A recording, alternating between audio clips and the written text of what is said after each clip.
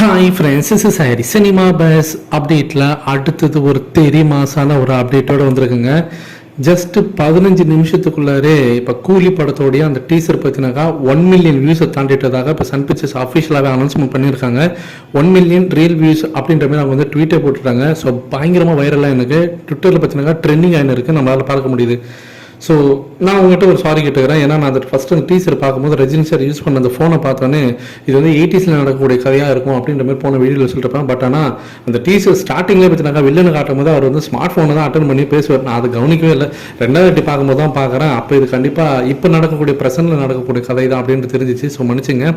So இதில் ஒரு விஷயம் நம்ம பார்த்தே தீரும். அதாவது விக்ரம் படத்தோடைய அந்த டீசர் டைட்டில் டீசர்லேருந்து கமலஹாசன் அவர்கள் வந்து ஆரம்பிக்கலாமா அப்படின்னு கேட்பாரு. ஆனால் இந்த டீசரில் ரஜினி சார் அந்த முடியும் போது பார்த்தீங்கன்னாக்கா முடிச்சு விடலாமா அப்படின்ற மாதிரி கேட்பார்.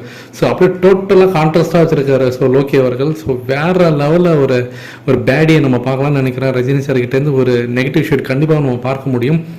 ஸோ இதில் ஒரு முக்கியமான விஷயம் நான் இன்னொன்று பார்க்குறது என்னன்னாக்கா, அந்த பேக்ரவுண்டில் வரக்கூடிய அந்த ரஜினி சாரோடைய அந்த ரெட்ரோ சாங்லாம் இருக்கட்டும், டிஸ்கோ சாங் பார்த்தினாக்கா நம்மளால் கண்டிப்பாக மறைக்க முடியாது. ரஜினி சார் சொல்லக்கூடிய அந்த டைலாக் பார்த்தினாக்கா அவரோட படத்துலேருந்து அவர் சொன்ன டைலாக்கு திரும்ப பார்த்தினாக்கா ஒரு தாட்டி அதை ரீக்ரியேட் பண்ணிருக்காரு அந்த மேஜிக்கை லோகி அவர்கள். ஸோ ரங்கா படத்துலேருந்து வரக்கூடிய டைலாக் அது. ஸோ கண்டிப்பாக 70s கிட்ஸ் 80s கிட்ஸ்லாம் வந்து இந்த படம் வந்து ஈஸியாக கனெக்ட் ஆகிடும் அப்படின்னு தான் நான் சொல்லுவேன். அடுத்தது இந்த வீடியோவில் அப்படின்னு பார்த்தீங்கன்னாக்கா ரஜினி சார் உள்ளே வரும்போது பேக்ரவுண்ட் வந்து ஒரு நம்பர் காட்டுவாங்க. அதாவது 172 அப்படின்னு இருக்கும். ஸோ ரஜினி சாரோடைய 171 இருக்கும். சாரி. ஸோ இந்த படம் 171th மூவி அப்படின்றத ரிசம்பிள் பண்ணுறதா மீண்டும் பார்த்தினாக்கா லோகி அவர்கள் சின்னதாக ஒரு ஹிண்ட் அங்கே வச்சிருப்பாரு. ஸோ அதுவும் நம்மளால் பார்க்க முடியுது. ஸோ ரஜினி சாரை சுற்றி பார்த்தினாக்கா ஃபுல் அண்ட் ஃபுல் வந்து ஒரு பிளாக் ஷேட்ஸாக தான் இருக்கும். கோல்டு மட்டும் அது கலர் ஷேடில் கோல்டு கலரில் காட்டிருப்பாங்க. ஸோ இதெல்லாம் வந்து ஒரு சரியாக யோசிச்சு இதெல்லாம் செஞ்சுருக்காங்க அப்படின்றது தெளிவாக தெரியுதுங்க. இதை பார்க்கும் போதே நமக்கு ஈஸியாக அதை வந்து கனெக்ட் பண்ண முடியுது. அப்புறம் குறிப்பாக ரஜினி சாரோடைய அந்த super star title card so ஃபுல்லாக ரெட் கலரில் இருக்கும். நம்ம எப்போதுமே எந்த கலரில் பார்ப்போம், ப்ளூ கலரில் தான் நம்ம பார்ப்போம். இந்த தடவை ரெட் கலரில் காட்டியிருக்காங்க. ஸோ ஃபுல் அண்ட் ஃபுல் வந்து ரத்தம் தெறிக்க இந்த படம் வந்து வேறு லெவலில் இருக்க போகுது அப்படின்றது நல்லாவே தெளிவாக தெரியுது.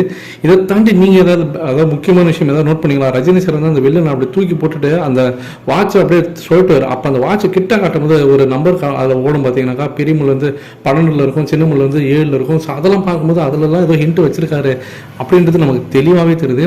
கடைசியாக அந்த பிளட் வந்து துடைக்கிறதுக்காக அவர் எடுத்து துடைக்கும் போது கையில் இருக்கக்கூடிய அந்த பேட்ச் வந்து அது வந்து நான் கூலி படத்தில் இருக்கிற மாதிரி, சாரி அந்த தீ படத்தில் இருக்கிற மாதிரி ரஜினி சார் கூலியாக ஒர்க் பண்ணுவார் இல்லையா, அப்போ அவர் கையில் ஒரு பேட்ச் நம்பர் இருக்கும். அந்த நம்பர் அதில் இருக்கும் அப்படின்ற மாதிரி நினச்சேன். பட் ஆனால் அதில் கூலின்னு டைட்டில் போட்டாங்க. ஸோ கூலின்ற டைட்டில் பார்த்தீங்கன்னா சரத்குமார் படத்துலேருந்து வந்தது தான். ஸோ கூலின்ற படம் வந்து ஏற்கனவே சரத்குமார் நடிச்சிருக்காரு அந்த டைட்டிலில். ஸோ அதெல்லாம் நம்ம பெருசாக நம்ம எடுத்துக்க கூடாது. என்னடா சரத்குமார் படத்தோட டைட்டில் இதில் வச்சுட்டாங்க அப்படின்னு சொல்லிட்டு.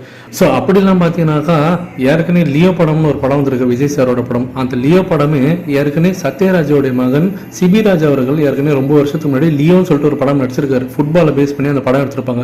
அப்படி பார்த்தா விஜய் சார் நடிச்ச லியோ படத்தோட டைட்டில் சத்யராஜோடைய மகன் அதாவது சிபிராஜ் கிட்டேருந்து எடுத்தது தான். ஸோ அதெல்லாம் பார்த்தாலாம் வேலைக்கு ஆகுது. அதனால் நீங்கள் விஜய் சாரோட ஃபேன்ஸ்லாம் அப்படி சொல்கிறாங்க இது வந்து சரத்குமார் படத்தோட டைட்டில் அப்படின்லாம் சொன்னாங்கனாக்கா நீங்கள் அதை பற்றி யோசிக்காதீங்க.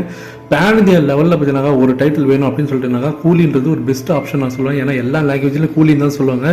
ஸோ இது பேன் இந்தியா லெவலில் யோசிச்சு வச்சுருக்காங்க. ஸோ அதெல்லாம் நீங்கள் வந்து யோசிக்காதீங்க. படம் அந்த வீடியோ பார்த்தாலே உங்களுக்கு தெரியும், அவ்வளோ தாறுமாறாக இருக்குது. எல்லா பாக்ஸ் ஆஃபீஸ் ரெக்கார்டும் இந்த படம் அடிக்கும். நான் சொன்ன மாதிரி தான் 1000 கோடிக்கான பிளான் கரெக்டாக பக்காவாக ஸ்கெட்ச் போட்டு தூக்கினுக்காங்க சன் பிக்சர்ஸ். இதை பற்றி உங்களுடைய கருத்துக்கள் என்ன அப்படின்றத மறக்காம கீழே சொல்லுங்கள் ஃப்ரெண்ட்ஸ்.